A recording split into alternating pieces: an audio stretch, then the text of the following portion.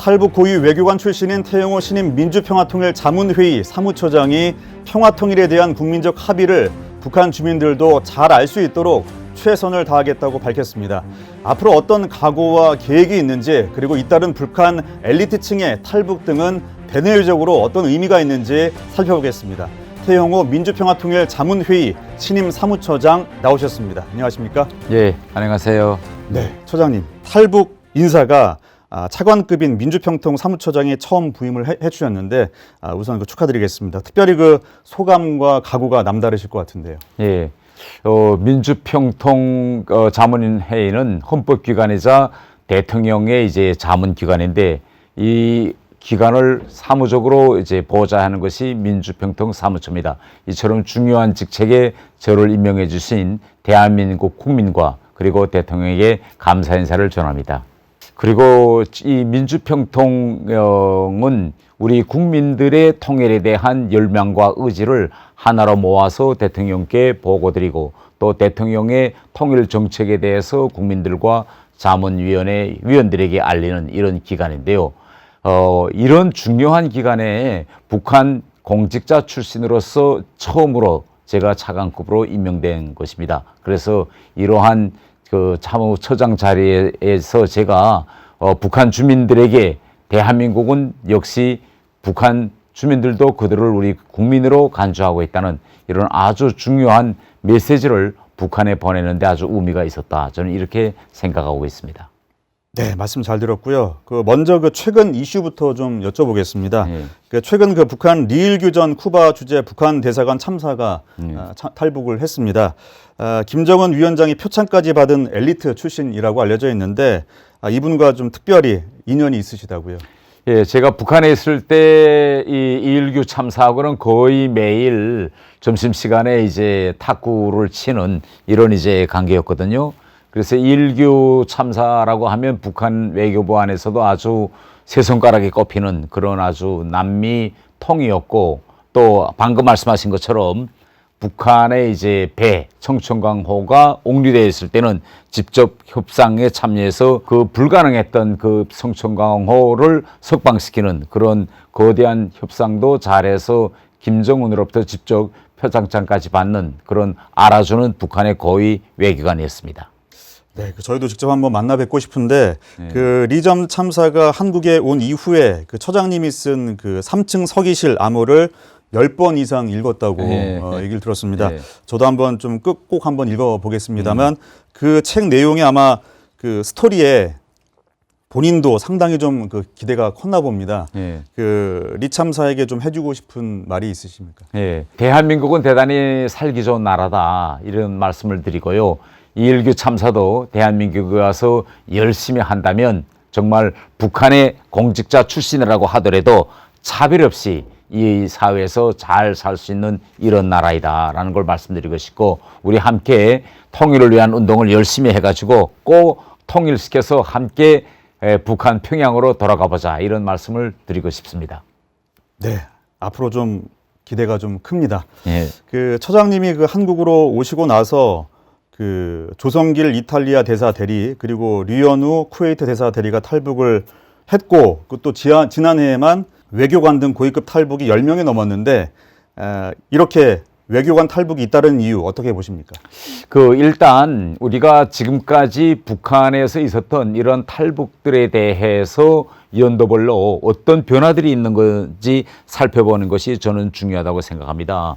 일단 이제 탈북 동기가 이제 중요한데 60년대로부터 시작해서 80년대까지는 휴전선 일대에서 북한 군인들이 기순하는 이런 탈북, 우리가 일반적으로 휴전선 돌파 탈북이다라는 기순용사라는 이런 탈북이 위주였는데 1990년대에 북한에서 고난의 행군이 시작하면서 배고픔 때문에 탈북하는 현상들이 대단히 많았습니다. 그래서 그때 정말 한 해에 수천 명씩도 오곤 했는데 그 이후에 2000년대에 들어서면서 배고픔보다는 자유를 찾아서 오는 그런 탈북 동기가 이렇게 변하기 시작했습니다.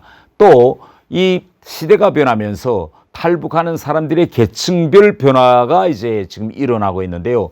90년대 말 배고픔을 찾아서 온 탈북민들의 대다수는 북한에서 보면 하층에 있던 이런 주민들이었는데 최근에 탈북하는 이런 분들이 보면 상층으로 하층으로부터 상층으로 그런 계층 변화가 우리 수직 상승하는 이런 현상들을 우리가 볼 수 있습니다. 이것은 쉽게 말하면 지난 시기에는 경제적인 이유, 생계적인 이유로 탈북했다면 최근에는 자유에 대한 갈망, 또 대한민국에 와서 미래의 자기의 꿈을 실현해보려는 그런 커리어 드림과 관련된 이런 탈북이 많다는 점을 말씀드리고 싶습니다.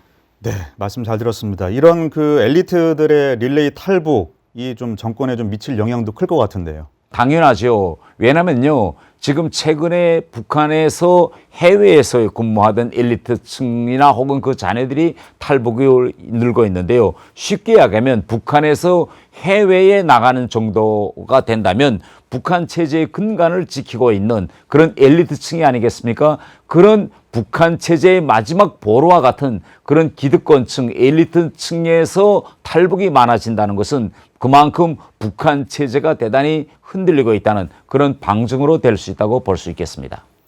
네, 그 북한 내부 동향도 좀 보면 그 북한이 그 김정은 위원장의 딸 김주애로 후계 구도를 잡아가고 있다고 일각에서 얘기하고 있는데 어떻게 좀 보십니까?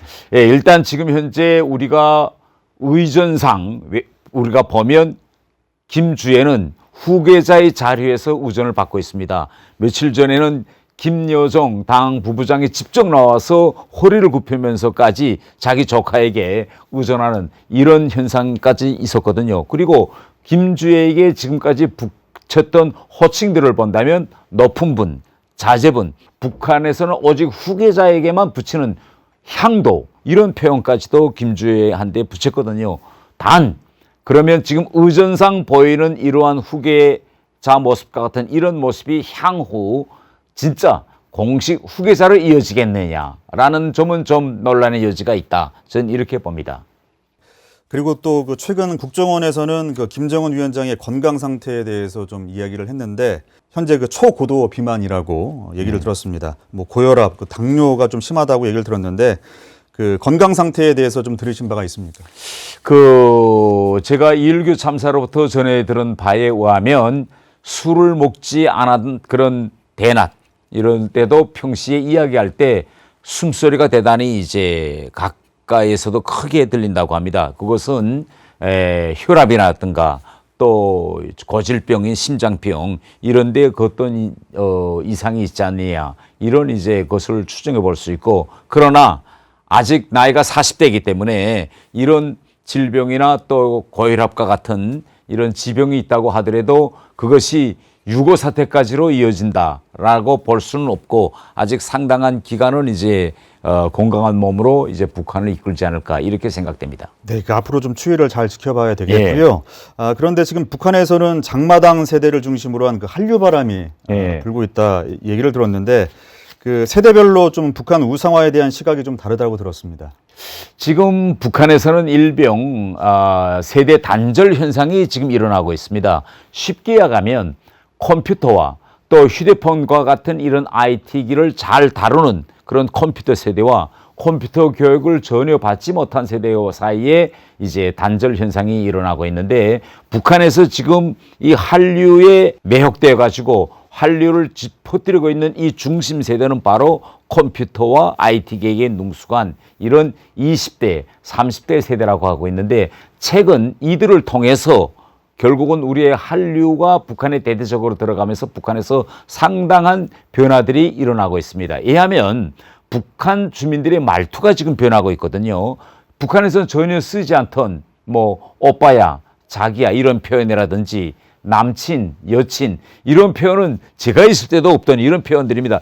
이런 표현들이 우리 한국 영화나 드라마를 통해서 하나의 유행어로 지금 다가가고 있고, 이런 한류를 본 북한 세대들이 이것을 지금 점점 외부로 행동으로 옮겨가고 있기 때문에 북한에서는 일명 공동지식이라는 게 지금 형성돼 가고 있습니다. 우리가 알고 있는 일반적인 공동지식이라는 건 너도 알고 있고 나도 알고 있는 것을 우리가 공동지식이라고 하고 있는데, 북한에서는 상상도 할 수 없었던 남녀 간의 뭐 공공장소에서의 애정 행각이라든지 또 뭐 지난 시기 없었던 뭐 여성들의 뭐 치마가 점점 짧아진다든지 또 귀걸이 다는 현상, 또 젊은 여성들이 팔에 팔찌를 2개, 3개씩 하는 현상, 또 머리를 염색하는 현상, 이런 것은 결국은 뭐라면 한류를 통해서 형성된 이 문화의 변화거든요. 이렇게 북한의 젊은 세대들이 대한 문화로서 한류에 매혹되고 한류를 따라하고 이것을 본 북한 주민들이 그걸 당연하게 받아들이고 있는, 이래서 지금 현재 북한에서는 결국은 한류에 의한 공동 지식 현상이 나아가고 있는데, 저는 이것이 아주 중요한 지점이라고 생각합니다. 왜냐면요, 앞으로 한국과 북한이 평화적으로 통일된다면 그 어떤 공통 분모가 있어야 되거든요. 이러한 공통 분모를 지금 한류가 먼저 도착해서 우리 식대로 사고하고 우리 한국처럼 옷을 입어보고 한국말을 따라하고 있는 이런 공동의 통일을 위한 이런 밑바닥, 그런 초석, 밑거름이 지금 만들어지고 있는 이 지점을 우리가 주목해 보아야 된다라고 저는 생각합니다. 네, 그 인간의 그 기본적인 자유에 대한 그 열망을 좀 막을 수 없지 않나 생각이 드는데, 북한은 지금 뭐 이에 따른 뭐 한류가 큰 위협이라고 판단을 해서 각종 법안을 좀 만들고 있고, 또 최근엔 또 한류 드라마를 봤다는 이유로 북한 청소년들을 공개 처형하기도 했다는 소식을 들었는데, 얼마나 좀 위협적일까요, 앞으로? 이게 대단히 지금 위협적입니다. 물론 김정은 정권 전에도 이렇게 한국 영화나 드라마를 보는 것에 대한 여러 가지 처벌이 있었습니다. 그런데 김정은 정권이 들어와서 이것을 지금 형법의 영역으로, 형사처벌 영역으로 지금 가져가고 있거든요. 이것은 쉽게 말하면 지난 시기 북한의 정전에 쓰고 있던 사상교황이라든지 학교 교육이라든지 이걸 통해서 안 되니까 결국은 형사처벌의 영역으로 가져가고 있다는 건 아니겠습니까? 이러한 문화와의 전쟁을 형사처벌의 영역으로 가지고 있다는 건 김정은 정권이 청년들과 싸우겠다는 겁니다. 그런데 우리가 인류 역사를 돌이켜보면 결국은 청년들과 싸워서, 특히 문화 영역에서 젊은 세대와 싸워서 성공한 케이스도 없고 이런 정권도 없었습니다. 그래서 결국은 최근에는 이러한 한류에 의한 북한 청년들의 변화가 지금 대단히 체제의 위협적인 이런 요소로 되고 있고, 북한도 노동신문을 비롯해서 김정은 정권 자체가 지금 현 상황을 뭐라고 표현하는가 하면 소리 없는 전쟁, 보이지 않는 대결이 북한에서 벌어지고 있다. 이건 북한 공식 언론 매체에 나온 기사 제목입니다. 네. 네, 말씀 잘 들었습니다. 그래서 그 대북 확성기 방송에 북한이 극도로 민감한 모습을 보이고 있는데, 북한에 계실 때 어떤 내용에 그 북한 정권이 제일 민감하게 반응을 하던가요? 일단 북한 정권은 김씨 일가와 관련된, 그들의 신상과 관련된 정보를 우리가 이제 방송 보도하면 제일 민감하게 반응합니다. 이하면 제가 있을 때 같은 경우에는 뭐 김정일에게 뭐 아내가 몇 명이 있었다든지 뭐 이런 얘기, 또 김정은이 김정일의 세 아들 중 막내라는 이야기, 이런 거 뭐 할 수 있지 않습니까? 이런 이야기, 또 김정은의 생모가 결국은 제주도 고시 출신이고 제주도 출신이다, 이런 얘기에 대해서는 지금 북한이 대단히 민감하게 반응하고 있습니다. 왜냐면요, 지금 김정은은 남과 북이 적대적인 2개 국가로, 2개 민족으로 갈라서자고 하고 있거든요. 이런 와중에 휴전선 일대에 나와 있는 북한 군인들이 김정은의 생모가 제주도 뭐 출신의 집안이라고, 이런 얘기가 당연히 김정은의 총적인 정책 방향에는 대단히 이제 위태롭고요. 두 번째로 우리의 대북 방송에 대해서 민감하게 반응 거는 이 김정은이나 김정일의 동향과 동선과 관련된 겁니다. 북한 언론에는 전혀 나오지 않았는데 우리 대북 방송을 통해서 예하면 김정일 뭐 국방위원장이 지금 중국을 방문하고 있습니다, 이런 보도가 나갑니다. 그런데 휴전선에 나와 있던 군인들은 아니 장군님께서 중국에 갔다고, 이게 사실이요 하며 서로 긴가민가 오리둥절해 있는데, 며칠 만에 북한 노동신문과 방송으로도 진짜 뭐 김정일 국방위원장이 중국을 방문했다는 보도가 나가는 겁니다. 결국 우리 뉴스가 먼저 이걸 보도하겠는데, 이런 걸 두드면서 북한 군인들이 한국이 대단히 뉴스에도 밝고 또 한국 언론이 대단히 정통성도 있고 정확하네, 이런 얘기. 그 다음에 세 번째로서는 일기에 대한, 기후에 대한 이런 이야기에 대단히 민감하거든요. 왜냐하면 휴전선 일대의 북한 군인들은 뭐 정상적인 경계, 보초 의무도 수행해야 되지만 농사와 관련된 일을 많이 합니다. 경계 군부에 나오지 않으면 산에 올라가서 밭도 가꾸고 채소도 키워야 되는데, 그러자면 그날 비가 오는지 안 오는지 뭐 이런 뉴스에 민감할 수밖에 없는데요. 이런 일기와 관련된 우리 보도, 그다음에 마지막으로 우리 북한의 지금 젊은이들이 군대에 나가기 전에 중학교, 고등중학교 때 이미 한류, 또 한국 드라마에 계속 보던 친구들이 휴전선일 때 나와 있는데, 이 친구들이 저들이 듣던 그런 노래를 우리 대북방송을 통해서 듣는다면 당연히 자기 고향에서 편히 살던 중학교 때, 고등학교 때를 상기할 수밖에 없고, 또 우리 대북방송을 통해서 계속 듣던 노래는 저도 모르는 사이에 자꾸 노래는 들으면 저도 모르는 사이에 이제 자기도 그런 노래 따라서 부르게 되거든요. 이하면 휴전선에서 10년 정도 있으면서 복무하다가 고향에 돌아가서 저도 모르는 사이에 나오는 노래가 K-팝에서 유명한 노래. 그래서 지금 북한이 대북방송에 대단히 민감하게 반응할 수밖에 없는 이런 상황입니다. 네, 말씀 잘 들었습니다. 이제 국제 정세도 좀 살펴보겠습니다. 지금 미국이 대선을 앞두고 있는데 트럼프가 당선이 된다면 북한 입장에서는 좀 어떨까요? 당연히 북한으로서는 트럼프와 다시 대화를 시도해 볼 거라고 할 겁니다. 왜냐하면 트럼프 본인도 이제 대선 기간에 자기가 되면 김정은과 대화할 거라고 명백히 이야기했고, 또 김정은 정권도 트럼프 정권이 들어서면 어떻게 하면 잘 대화를 해서 북한이 가지고 있는 핵 보유국의 지위를 미국으로부터 인정해 보려고 여러 가지로 시도할 거라고 저는 이제 생각합니다. 그렇기 때문에 향후 지금 대북 정책에서 향방이 누가 대통령이 되는가에 따라서 결정되기 때문에 미국 대선 결과에 대해서 아마 김정은도 촉각을 세울 거고 있을 거라고 생각합니다. 네, 우리도 대내외 정치 현안에 대해서 좀 잘 추이를 지켜봐야 될 것 같습니다. 이와 함께 최근에 김정은이 푸틴을 만난 뒤에 외교관에게 1호 지시를 내린 게 중국 눈치 보지 말라라고 들었습니다.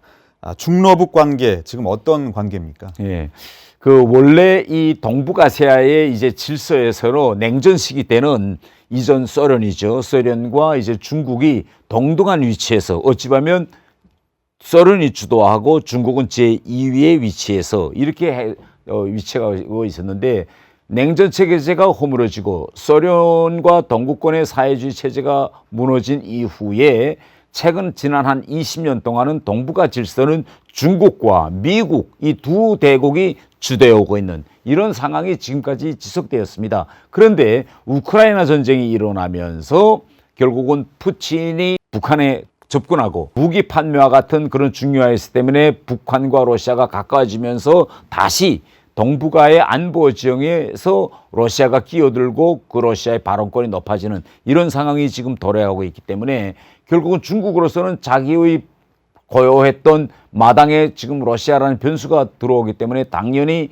또 중국으로서는 불편할 수밖에 없고요. 이런 상황에서 지금 김정은 정권은 미국과 중국 또 중국과 러시아 이 삼각관계에서 잘 이걸 활용해서 여러 가지 실리를 챙기려 하고 있는 것 같습니다. 그런데 이번에 방금 말씀하신 것처럼 북한 외교관들에게 중국의 눈치를 보지 말라라고 한 것은 실무적으로 북한의 외교를 이끌고 나가는 외교관으로서는 당연히 중국의 눈치가 보입니다. 왜냐하면 북한은 무역의 90% 이상을 중국이라는 한 나라에 의존하고 있습니다. 그래서 중국이 어떤 정책을 쓰는가에 따라서 많은 것이 좌우되기 때문에 중국의 눈치를 볼 수밖에 없는데, 김정은으로서는 자기 할아버지나 아버지가 계속 주장해온 것이 주체 외교, 자주 외교였거든요. 그래서 거기에 구애되지 말고 자기가 추진하고 있는 그런 최근에 이제 러시아 접근 정책 이걸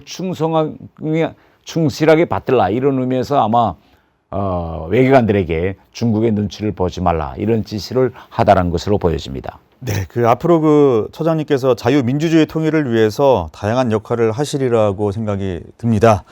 앞으로 구체적으로 한반도 자유통일의 초석을 위해서 어떻게 좀 노력하실 예정이십니까?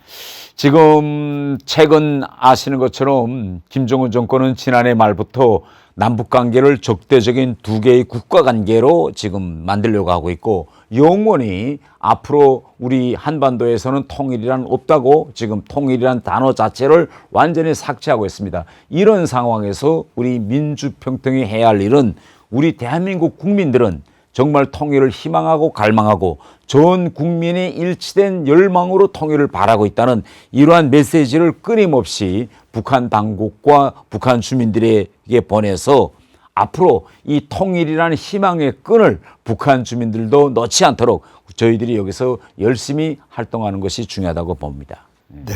마지막 질문인데요. 국제사회의 북한 주민들의 현실 고발 그리고 인권 문제에 대한 그 조언 어떻게 하실지 좀 궁금합니다. 네.